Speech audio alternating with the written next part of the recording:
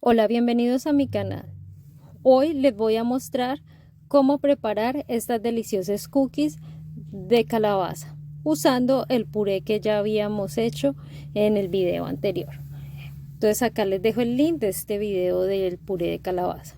Para iniciar vamos a colocar mantequilla, azúcar,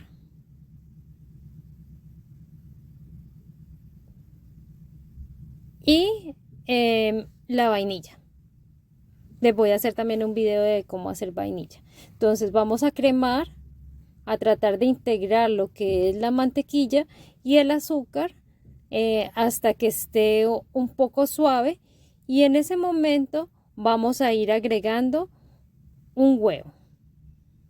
Si quieren que las galletas les queden un poco más crocantes, pueden agregar solo la mitad del huevo para que tengan menos humedad y estén más crocantes.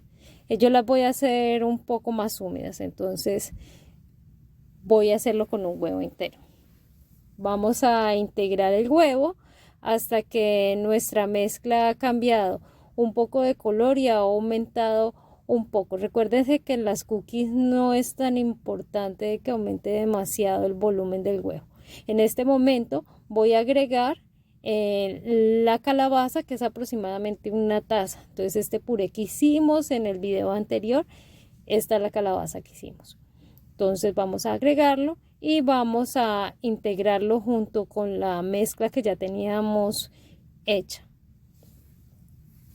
Entonces iniciamos a integrarlo, y una vez ya la calabaza está integrada en la preparación, vamos a agregar la harina. La harina previamente está tamizada, tiene la sal, y voy a agregar las especias. Las especias pueden utilizar canela, nueces o allspice, pero si no tienen esta, utilicen las de su preferencia, o nuez moscada también pueden agregar. Entonces vamos a integrarlo.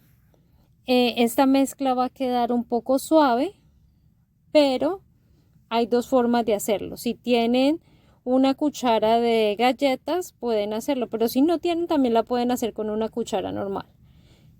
Entonces aquí las hice con una cuchara medidora y quedó así. O lo pueden vaciar también en una manga y hacerlas en manga para que les queden todas parejitas.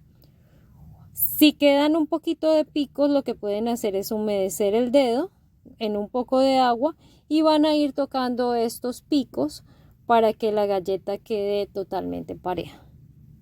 Esta parte no es necesaria. Si quieren dejarlas con los picos, no importa.